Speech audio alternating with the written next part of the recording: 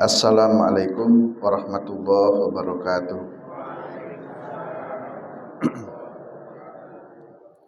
Hamdalillah, sholli ala Rasulillah Muhammad ibn Abdillah. La haula wala quwata illa billah, amma ba'du. Qala Allah Ta'ala fil Qur'anil Karim, a'udzu billahi minasyaitonir rajim. Ya ayyuhalladzina amanu ittaqullaha haqqa tuqatih wa la tamutunna illa wa antum muslimun. Wa qala sallallahu alaihi wasallam, khairukum man ta'allamal Qur'ana wa 'allamahu. Ibu-ibu, bapak-bapak jemaah yang rahmati Allah Subhanahu wa taala. Kita akan melanjutkan kajian Tafsir Al-Munir karangan Dr. Wahbah Zuhaili, sedang membahas surat Al-Qamar di juz 27. Kita akan bahas di ayat 9 sampai 17. Di ayat 9 dan seterusnya ini, di sini akan dijelaskan tentang beberapa kisah para nabi. Kalau tema kemarin tentang bulan ya, Neil Armstrong itu ke bulan tetapi tidak mendengar adzan. Nah, di bagian ini secara berkelanjutan atau berurutan akan dijelaskan beberapa kisah-kisah para nabi. Wahia qasasu arba'in. Ada 4 kisah. Ada 4 kisah para nabi. Yang pertama, qissatul qaumi Nuh, tentang kisah umatnya Nuh atau kisah Nabi Nuh. Wa adun, nanti kisah kaum Ad. Wa Samud, kisahnya kaum Samud. Wa qaumi Lut, dan kisahnya kaum Lut. Jadi ada 4 kisah. Kisah Nuh, kaum Nuh, kemudian kaum Ad, kaum Samud, dan kaum Lut. Ya, secara berurutan nanti ayatnya akan menjelaskan 4 kisah tersebut. Dan di ayat 9 sampai ayat 17 ini menjelaskan tentang kisahnya Nuh. Jadi kita akan bahas kisah yang pertama dulu, kisah Nuh. Beberapa kisah Nuh juga tersebar dalam beberapa surat. Salah satunya kita kaji di surat Al-Qamar ini. Mari kita cermati ayatnya satu persatu.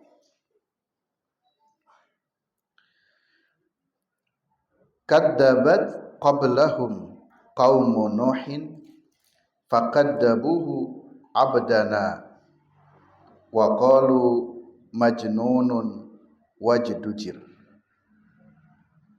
Jadi kaum Nabi Nuh itu telah mendustakan hamba kami.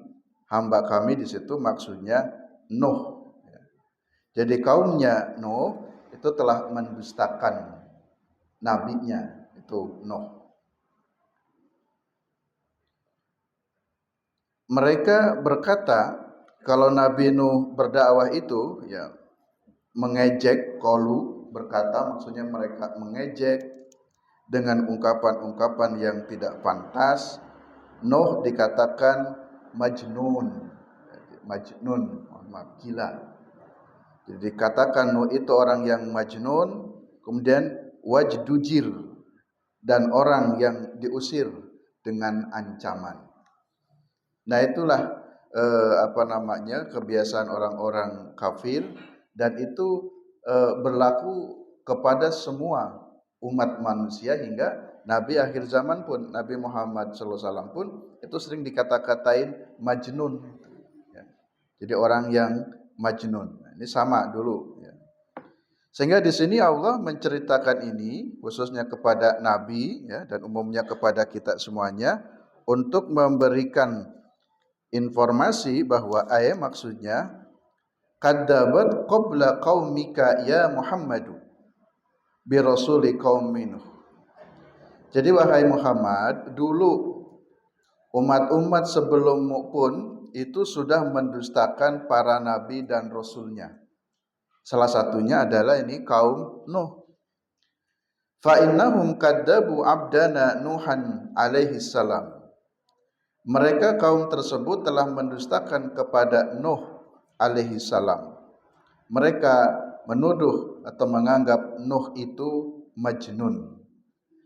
Kira-kira kata Allah, Muhammad, kamu jangan kagetan, jangan aneh kalau nanti ada sekelompok orang yang menganggap kamu majnun.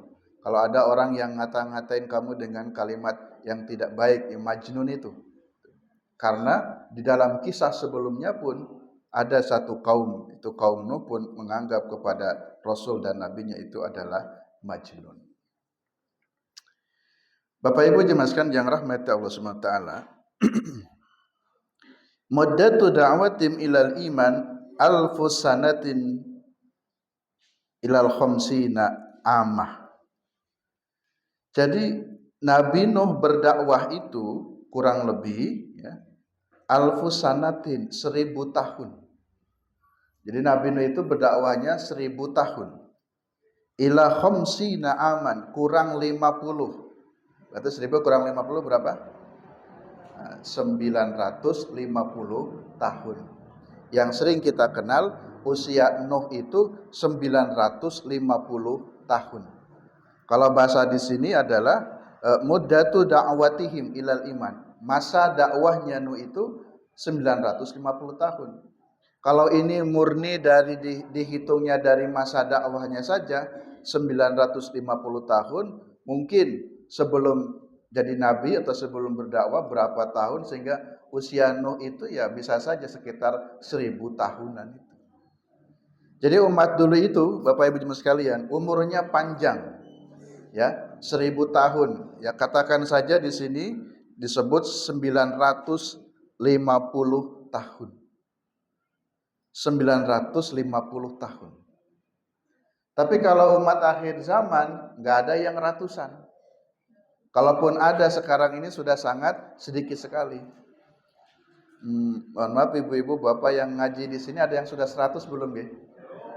Belum. Ya. Nah, jadi kalaupun ada sedikit.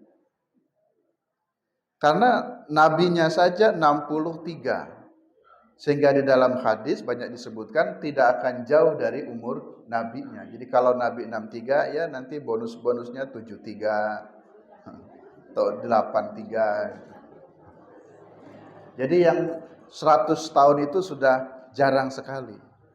Tapi umat nabi sebelumnya itu sampai ya ratusan tahun. Di sini Nuh 950 tahun.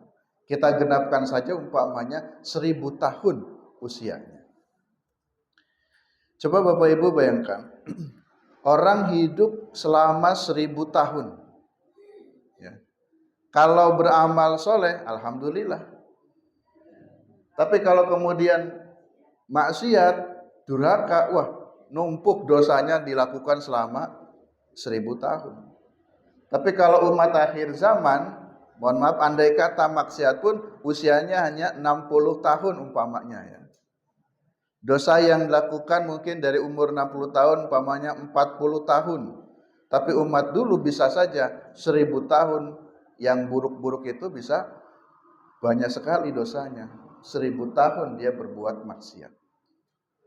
Tetapi kelebihan umat akhir zaman, walaupun usianya pendek, tetapi jika beramal soleh, itu amal solehnya itu dilipat gandakan. Satu contoh, misalkan Lailatul Qadar. Orang mendapatkan Lailatul Qadar itu nilainya berapa itu? Sama dengan orang beribadah 1000 bulan. 1000 bulan itu sama dengan berapa tahun? Kurang lebih 83 tahun. Jadi satu malam saja dapat Lailatul Qadar seperti ibadahnya orang yang 83 tahun. Sekarang 83 kali berapa ketemu 1000? Kira-kira kalau 1000 tahun itu 83 kali berapa? Tolong dia. 12. Nah, kira-kira kalau ada umat Nabi Nuh yang umurnya 1000 tahun, dia rajin ibadah. Kalau umat akhir zaman ini, kalau ingin menyamai pahalanya seperti kaum sebelum, kira-kira harus dapat 12 kali Lailatul Qadar. Nah, gitu. Jadi Ibu Bapak kira-kira mendapatkan 12 kali Lailatul Qadar, karena satu kali Lailatul Qadar itu nilainya sama dengan 1000 bulan atau tadi kurang lebih 83 tahun. Nah, jadi orang dulu beribadah harus 1000 tahun. Umat akhir zaman itu tidak harus 1000 tahun karena memang usianya tidak sampai 1000, tetapi banyak nilai yang dilipat gandakan. Tadi satu kali Lailatul Qadar saja Lailatul khairum min alfi syahrin. Satu malam saja itu sama dengan beribadah 1000 bulan atau 83 tahun. Jadi ini cuman kira-kira saja hitung-hitungan Bu ya. Jadi kira-kira kalau menyamai ibadahnya orang dulu yang harus menghabiskan 1000 tahun, cukup Bapak Ibu dapat 12 kali Lailatul Qadar. Ibu sudah dapat berapa Bu Lailatul Qadarnya? Bapak berapa kemarin Pak?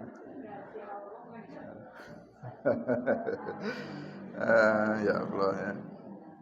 Coba dihitung ya, Ibu sudah dapat berapa kali Lailatul Qadarnya. Kalau sudah dapat 12 itu sudah menyamai hidupnya 1000 tahun itu. Ya, karena Lailatul Qadar itu rahasia ya, yang tahu Allah dan dirinya yang merasakan. Sehingga karena dirinya yang merasakan, ya tidak perlu cerita-cerita. Ini aku dapat loh. Lah kalau yang cerita-cerita malah dia yang nggak dapat.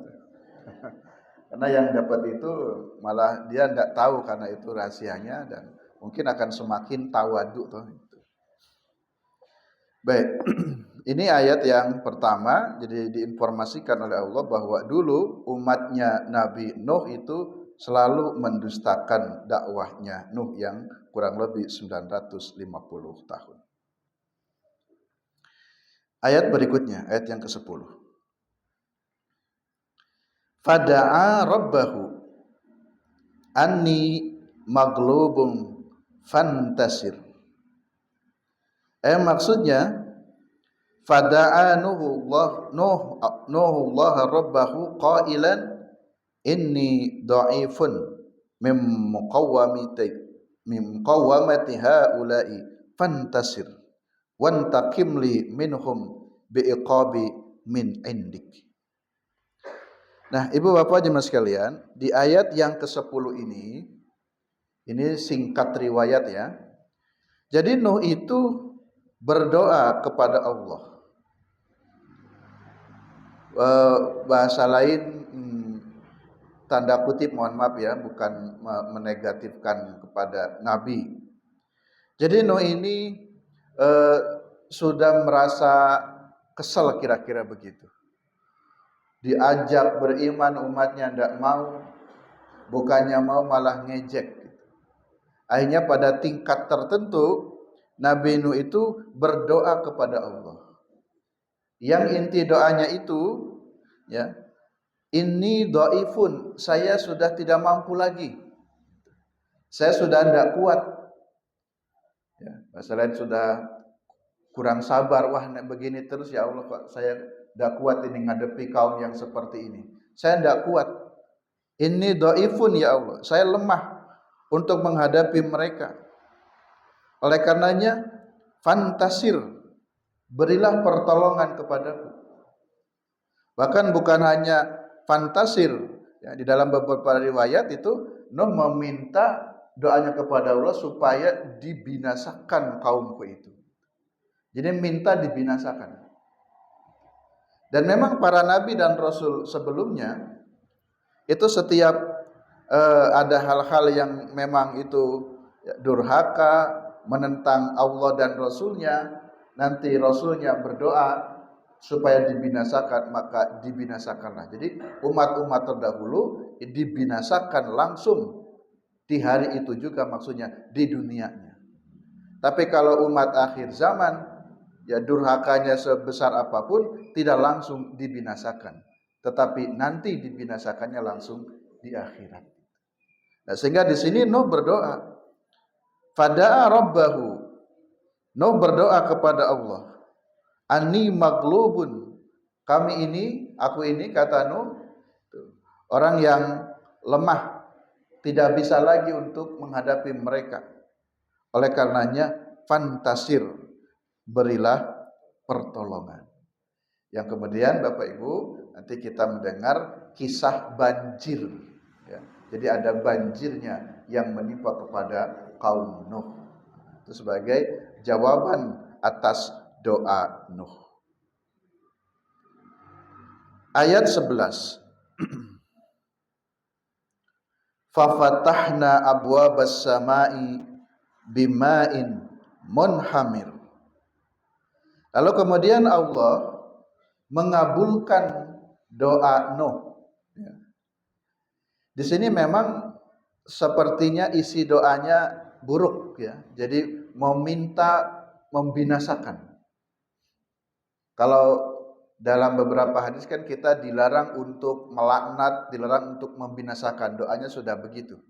Termasuk ketika qunut nazilah yang isi doanya meminta kebinasaan kepada orang-orang Yahudi yang sudah tadi membunuh beberapa orang sahabat Nabi, tapi kemudian Allah mencukupkan, cukup jangan engkau ya doa atau dengan perkataan-perkataan yang sifatnya membinasakan. Tapi kalau umat sebelumnya ini masih boleh, bukti kebolehannya karena Allah mengabulkan. Jadi ketika Nuh meminta kepada Allah supaya diberi pertolongan dan binasakan umatku, lalu Allah kasih jawaban. Maka jawaban khusus dalam kisah Nabi Nuh ini, fafatahna abwabas samai bima'in munhamir. Lalu kemudian Allah membukakan pintu-pintu langit. Di langit dibuka. Kemudian bima'in munhamir, diturunkan air yang deras. Ya, alias hujan itu. Subayna alaihi ma'an ghaziran kathiran. Jadi Allah menurunkan air yang deras dari langit. Jadi diturunkan ya hujan dulu, deras, yang nanti akan mengakibatkan banjir, ya. Karena juga kalau kita melihat beberapa daerah, kalau daerah tertentu ditimpa hujan yang terus menerus, itu hujan deras kan mengakibatkan banjir. Apalagi ini banjirnya atau hujannya memang hujan kebinasaan. Ya, kalau hujan sekarang kan ya insya Allah bukan hujan yang mengakibatkan akan kebinasaan. Jadi Allah menjawab dengan cara Allah buka pintu-pintu langit. Ya. Lalu diturunkanlah air yang deras dari langit. Insobal ma'a minas sama. Allah turunkan air minas sama'i dari langit. Kama yuqalu fil mataril wabil. Ini seperti yang diceritakan ya, oleh Al-Wabil, bahwa itu adalah air hujan yang jarot minas sama, yang mengalir dari air, dari langit maksudnya. Itu yang pertama. Sumber air yang akan mengakibatkan banjir itu dari hujan. Yang kedua, sumber air itu bukan hanya dari langit atau air hujan, tetapi di dalam ayat 12 juga diinformasikan, wa fajarnal arda uyunan, lalu memancarlah, keluarlah air dari bumi. Coba bayangkan, dari atas keluar, turun, dari bawah pun keluar, menyembur. Jadi dari atas dan bawah air itu banyak sekali.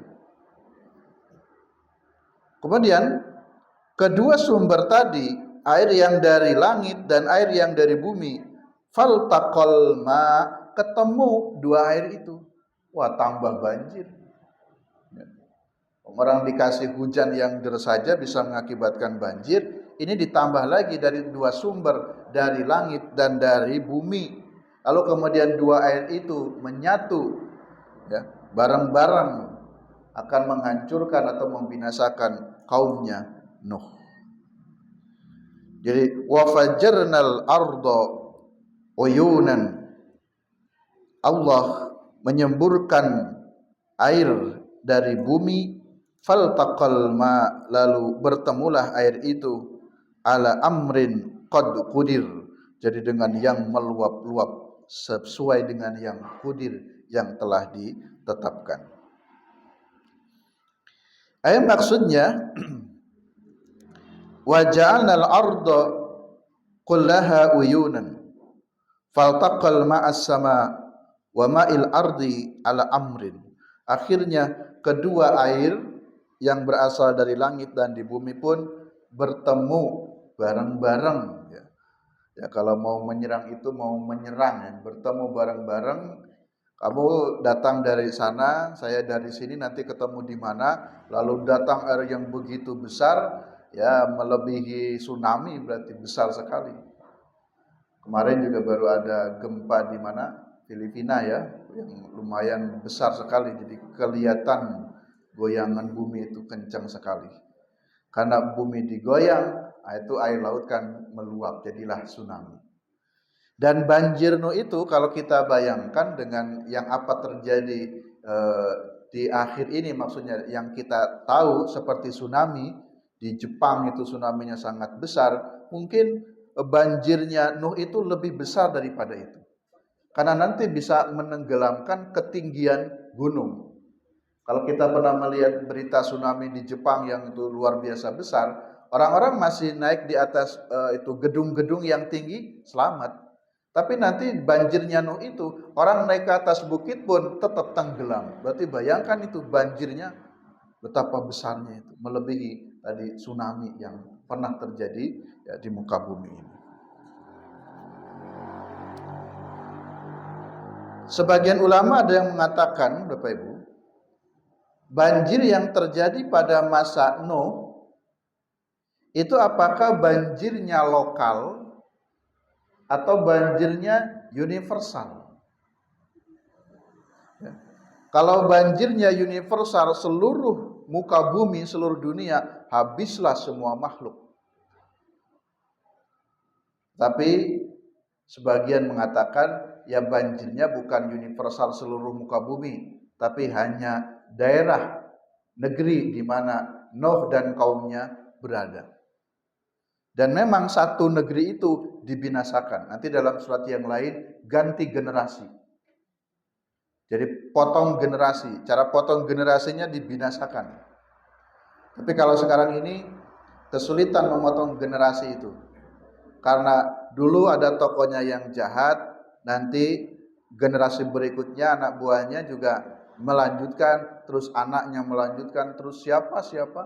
Nah, jadi kesulitan memotong generasinya. Tapi kalau dulu cara Allah memotong generasi, dibinasakan seluruh manusia, habis di negeri itu habis. Kecuali nanti yang ikut dengan kapalnya Nuh. Kita lanjut ayat 13. Di ayat 13, wa hamalna ala dati alwahin wa dusur. Kami mengangkutnya di atas kapal wadusur, ya, papan yang berpasak. Maksudnya wa hamalna nuhan ala safinah, Nabi Nuh itu membuat perahu, yang perahu itu terbuat wahia al-aqsab al-aridah, ya terbuat dari papan-papan itu. Coba Bapak Ibu, menjelang azab datang, Allah itu menginstruksikan kepada Nuh untuk membuat kapal. Ketika Nuh membuat kapal, ini sudah azab sudah mau datang, Umatnya masih ngejek. Ngapain bikin kapal di sini?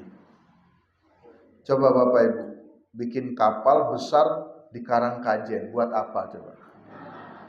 Lah bikin kapal itu di pinggir laut. Lah ini di tengah-tengah kota, di tengah negeri kok bikin kapal? Kan majnun kalau begitu. Jadi logikanya begitu.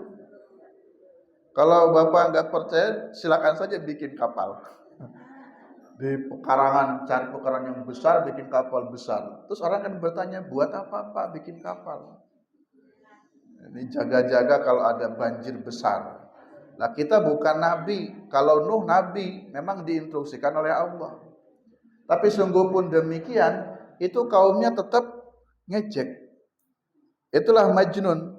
Karena memang logika kita mengatakan begitu. Di tengah daratan kok bikin kapal?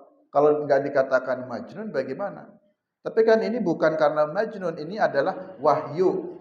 Allah kasih wahyu kepada Nuh, ya perintahnya sebelum ditimpakan nanti bencana kepada kaum Nuh atas permintaan Nuh, doanya tadi, maka Allah pun harus menyelamatkan. Gimana cara menyelamatkannya? Karena kalau adab sudah ditimpakan kepada satu negeri, semuanya akan terimbas. Misalkan ibu jengkel dengan negeri kita ini, begini begitu, koruptor banyak sekali, bla bla. Ya Allah, binasakanlah negeri kami ini. Lah kalau doanya binasakan negeri kami, ya kami juga ke bawah. Jadi jangan asal doa juga, binasakanlah negeri ini. Yang berdoa juga bisa ikut terbinasa. Karena kalau azab ditimpakan ke negeri ini, yang baik pun kena, yang soleh pun kena. Tapi Allah punya caranya. Allah ingin kabulkan itu doa Nuh, membinasakan itu negeri, tapi Allah juga ingin selamatkan dulu. Bagaimana cara menyelamatkannya ini?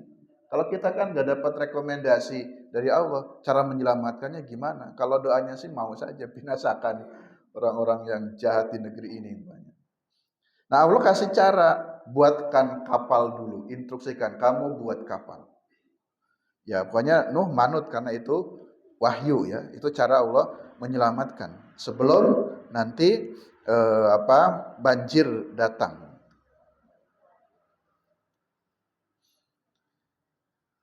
Kemudian perlu juga diinformasikan untuk pengkayaan wawasan. Ketika Nabi Nuh itu membuat kapal, panjang kapal Nuh, ini panjangnya berapa meter itu? Dalam beberapa riwayat sebutkan sekitar 1.200 hasta. Jadi panjangnya itu 1.200 hasta. Hasta itu mana Pak Bu? Sampai siku ya? Nah, sampai siku ini hasta. Kalau satu hasta berapa senti? Kira-kira berapa ya? Umpamanya 50 ya, biar mudah saja. Jadi kalau 2 hasta kan 1 meter. Berarti kalau 1.200 hasta, kalau satu hastanya setengah meter, kira-kira berapa? 600 meter gitu. Jadi kurang lebih kira-kira saja ini. Jadi 1.200 hasta itu panjangnya kapal Nuh, jadi kurang lebih sekitar 600 meter. Kapalnya Nuh panjang sekali itu. Dan itulah manusia pertama ya yang menginspirasi perkapalan atau perlayaran. Itu Nuh dulu dengan alat apa adanya biasa, mampu membuat kapal yang cukup besar 600 meter, wah panjang sekali. Itu kepanjangnya kapal. Kemudian kata Baidawi, seorang peneliti muslim melengkapi, kalau menurut beliau panjangnya di sini 50 meter, lalu luasnya 30 meter, 50 kali 30. Kemudian itu kapal Bapak Ibu, kata Baidawi, itu ada 3 lantai, 3 tingkat. Besar sekali. Cerdas itu, insinyur, ya. Insinyur apa namanya? Sipil apa ya? Padahal dulu Nuh enggak kuliah di UGM loh tuh. Jadi belum belajar bikin cara apa perkayuan yang bagus, tapi Nabi Nuh sudah pintar. Wah, luar biasa ya. Belum ada dulu insinyur perkayuan, Pak ya. Tidak ada. Tapi Nuh luar biasa. Ini sampai kapalnya 3 tingkat. Nah 3 tingkat itu nanti diperuntukkan ya untuk tingkat pertama khusus untuk binatang. Jadi nanti binatang ternak diangkut. Kan untuk perjalanan. Bekal nanti dalam banjir itu kan beberapa waktu. Dan di situ kan terjadi binasa satu negeri itu, Pak. Kalau satu negeri binasa, ya tumbuhan, ya binatang, ya manusia, habislah semua. Jadi binatang-binatang diangkut nanti di tingkat 1. Lalu kemudian di tingkat 2-nya untuk manusia. Dan di tingkat 3-nya untuk burung. Ya. Jadi burung-burung ya. Itu diangkut di tingkat 3. Ini menurut peneliti seorang Muslim ya. Jadi tentang jejak kapal Nuh. Dalam tulisan Republika tahun berapa itu 2014 juga itu juga ada ya tulisan tentang jejak kapal Nuh, sehingga tadi diteliti akhirnya muncullah tadi beberapa temuan kapal Nuh itu sekitar berapa panjangnya, lalu bentuknya dan seterusnya. Nuh membuat kapal itu di tahun 246 sebelum Masehi. Dibuatnya di daerah Suruk dekat Irak, sekitar selatannya Irak gitu ya.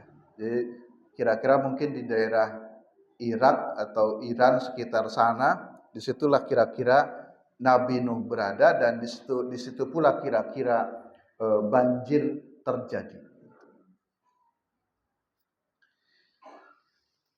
Kita lanjut di ayat 14. Jadi Nuh mempersiapkan kapal atas instruksi Allah atau wahyu Allah. Di ayat 14, tajri bi a'yunina jazaan liman kana kufir. Kemudian kapal itu berlayar dengan pengawasan kami, maksudnya dengan pengawasan Allah tentunya. Kemudian banjir itu juga terjadi liman kana kufir, bagi mereka yang kafir. Jazaa'an lahum ala kufrihim billah. Itu balasan Allah atas kekufuran mereka kepada Allah, wantisaron li Nuh, dan juga pertolongan Allah kepada Nuh, li'annahu ni'matum minallah. Jadi 2 hal sekaligus, Allah selamatkan Nuh dan Allah binasakan orang kafir. Jadi bersamaan. Nah, jadi begitu ya. Saya mengambil kisah ini Bapak Ibu, kalau diambil hikmahnya kira-kira orang menyelesaikan satu perkara itu jangan hanya satu sisi, tetapi juga harus disiapkan solusinya apa begitu. Jadi tadi kalau hanya ingin membinasakan negeri ini mungkin bisa, tapi kita ikut binasa semua. Tapi solusinya apa? Gitu. Ya, jadi harus disiapkan juga dengan solusinya. Gitu. Kalau umpamanya ada anak mantu yang ya sedang masalah rumah tangga umpamanya, akhirnya ya ini harus dibeginikan gitu. Tapi setelah dibeginikan tuh solusinya gimana? Ada enggak? Selain harus dibeginikan umpamanya. Nah, jadi belajar dari Nuh, Allah tetap akan menghukum yang bersalah orang kafir, tapi Allah pun harus menyelamatkan Nuh yang baik. Jadi bencana tidak boleh berlaku kepada semuanya. Yang salahnya tetap dihukum, ya yang baiknya tetap harus diselamatkan, harus dibela. Kemudian walaqad taraknaha, sungguh kami telah menjadikan peristiwa ini ayatan, sebagai pelajaran. Fahal min mudzakir, maka apakah ada yang mau mengambil pelajaran. Jadi ini benar-benar peristiwa ini terjadi, pernah terjadi dulu. Peristiwa ini bukan dongeng, bukan kisah fiksi, tapi benar-benar terjadi. Fahal min muddakir, apakah kalian mau mengambil pelajaran? Apa pelajaran yang bisa kita ambil? Galilah pelajaran-pelajaran yang bisa diambil itu. Ya, paling tidak bahwa setiap perbuatan pasti akan ada balasannya. Nah, beberapa jejak-jejak kapal Nabi Nuh, lalu kemudian kan terjadi banjir besar, ya.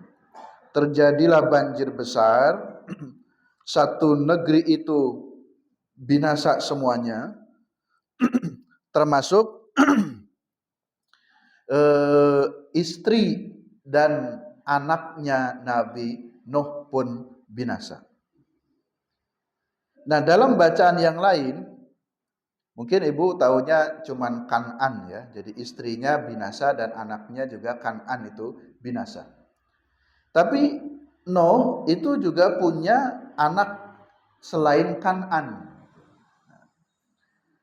Ada anak Nuh juga yang selamat, yang ikut dengan Nuh dan beserta istrinya. Jadi ada istrinya yang beriman, ada istrinya yang durhaka. Dan ada anak-anaknya yang beriman. Anak Nabi Nuh yang selamat itu ada 3, itu bernama Syam, kemudian Ham, dan Yafis. Ya. Jadi Syam, Ham, dan Yafis. Nah, itu 3 anak Nuh yang selamat. Nah, sementara yang sering kita dengar itu bahwa anaknya Nuh itu celaka. Yang dimaksud celaka itu adalah Kan'an. Jadi memang ada anak Nuh yang celaka, ya, diajak oleh Nuh, kan nanti dalam surat kan dipanggil, ya, dipanggil oleh Nuh, ayo ikut nak ke kapal ini. Tapi anaknya merasa ya benar, dia pikir secara logikanya nggak perlu ikut kapal, saya juga bisa menyelamatkan diri, naiklah ke bukit. Tadi saya katakan bukit yang begitu tinggi pun tetap bisa tenggelam, jadi habis memang. Jadi manusia, makhluk yang ada di negeri itu habis. Nah, sehingga nanti setelah itu kapal terdampar. Terdampar itu apa ya? Jadi kalau di dalam sejarah yang coba saya telusuri itu istilahnya nyangkut di Bukit Jud itu. Jadi nyangkut di bukit. Bayangkan kan berarti tinggi sekali itu. Di Bukit Jud. Nah, itu di daerah Ararat Turki. Ya.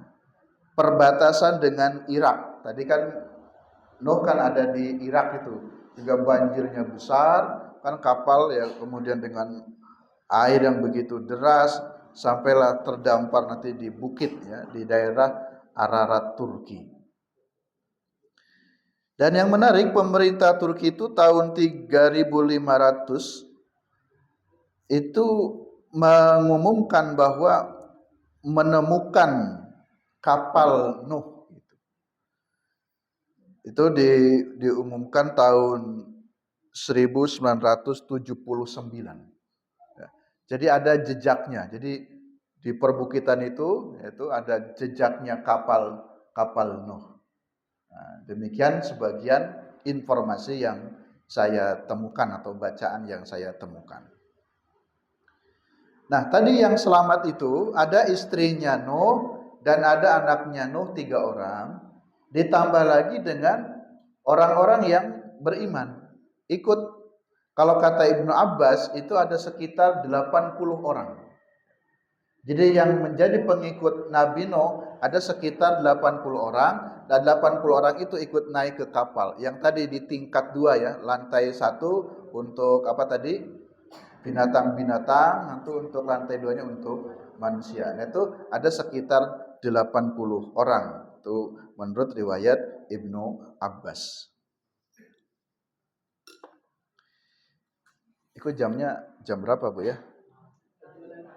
6.25. Baik, 5 menit lagi. Kita lanjutkan 2 ayat lagi. Sekarang ayat ke-16. Fa kaifa kana adabi wa nudur. Betapa dahsyatnya adabku dan peringatanku. Maksudnya fandur ayyuhas sami' kaifa kana adabi liman kafara bi wa kadaba rasuli. Jadi perhatikan wahai as-sami, orang-orang yang mendengar. Nah, kita semuanya mendengarkan kisah ini. Tolong perhatikan. Kaifa kana adabi liman kafara bi. Bagaimana besarnya siksaku kepada orang-orang yang kafir atau ingkar kepadaku, wa kadzaba rasuli, dan ingkar kepada rasul. Jadi seperti itulah balasannya. Tapi kalau kita mohon maaf bicara kekinian Israel umpamanya membantai kaum muslimin di Palestina, itu orang mungkin akan bertanya-tanya, kenapa kok Israel nggak kalah-kalah, kira-kira begitu.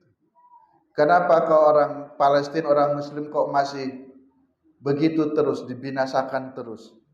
Apa Allah tidak mau menolong atau tidak mampu menolong? Tentu bukan itu jawabannya. Karena memang tadi kaum akhir zaman itu dibinasakannya bukan langsung, tapi dibinasakannya nanti. Tapi kalau umat sebelumnya langsung itu. Sehingga di sini diperlukan memang ada proses perjuangan, ada proses kesabaran. Itu yang diinginkan oleh Allah. Tapi jangan keliru, siapapun yang qad kafara bi, kalau ingkar kepada Allah, kepadaku, qad kafara rasul, ingkar kepada rasul, pasti akan mendapatkan akibatnya. Itulah pesan yang diinginkan dari ayat ini. Fandur ayyuhas sami. Perhatikan wahai orang-orang yang mendengarkan ayat ini, kaifa kana adabi liman kafara bi wa kadzaba bi rasul. Jadi betapa besarnya siksa yang akan diberikan oleh Allah kepada mereka orang-orang yang ingkar. Yang terakhir ayat 17 ditutup di kisah ini dengan kalimat walaqad yassarnal qur'ana lidzikri fahal min muddakir. Sungguh kami telah memberikan kemudahan dengan Al-Quran ini lidzikri, sebagai peringatan atau sebagai pelajaran. Fahal min muddakir, tinggal kitanya apakah kita mau mengambil peringatan itu, mau mengambil pelajaran itu. Maksudnya laqad sahalnahu lil hifdi wa sahalna labdihi linutqi wa yasarna ma'nahu liman arada liyatadakkarun nas. Jadi Allah telah memberikan yasarna. Yasarna itu maksudnya sahalna. Allah telah memberikan kemudahan terhadap Al-Quran itu. Apa yang dimudahkan? Dimudahkan untuk menghafalnya. Jadi mudah untuk menghafalnya. Walaupun mungkin kita akan mengatakan ya prosesnya berat, tetapi sesungguhnya mudah asal niatnya kuat begitu. Jadi yang merasa berat itu karena memang niatnya belum kuat saja ingin menghafal. Tapi kalau orang yang sudah ingin menghafal, simbah-simbah umur 60 tahun pun ikut karantina Quran, ya, beberapa bulan bisa hafal Quran. Karena memang mudah. Mudah itu kalau memang ada niat. Kemudian yang kedua yang dimaksud yasarnal Quran, Allah itu memudahkan dengan Quran itu selain menghafalnya, juga dengan lafaz-lafaznya itu mudah untuk diucapkan. Itu yang dimaksud mudah. Mudah dihafal, mudah diucapkan. Jadi kalau ada mohon maaf orang yang belum bisa baca Quran, walaupun terbata-bata, asalkan tadi niat serius, ya, insya Allah bisa, tidak sulit. Mau melafalkan huruf ain saja, ngo, ya. Bacanya ngam tak, enggak apa-apa. asalkan memang niat ingin memperbaiki, insya Allah bisa. Jadi memang Allah memberikan kemudahan, tapi sekali lagi kemudahan itu bagi yang memang berniat. Kalau enggak niat ingin memperbaiki, ya memang terasa berat. Kemudian yang ketiga yang dimaksud yasarna, mudah itu adalah yasarna maknahu, mudah untuk memahami maknanya. Maka ini salah satunya kita mengkaji tafsir itu adalah untuk menggali makna kandungan dari ayat tersebut. Sehingga dengan demikian kita belajar Al-Quran, menggali makna dari Al-Quran ini, dan kita juga bisa memahami di ayat ini Allah menjelaskan kisah Nabi Nuh. Bisa Bapak Ibu baca teks ayatnya ini dan juga bisa Bapak Ibu pahami dengan mudah. Sekaligus juga ayat ini juga bisa untuk dihafalkan. Demikian Bapak-bapak, Ibu-ibu, cemaskan yang rahmat Allah Subhanahu wa taala, kajian pagi ini melanjutkan surat Al-Qamar ayat 9 sampai 17 kisah Nabi Nuh. Insyaallah di ayat berikutnya lanjutkan kisah Nabi yang lainnya. Mudah-mudahan ada manfaatnya, kurang lebihnya mohon maaf. Mari kita akhiri kajian pagi ini dengan baca doa kafaratul majlis.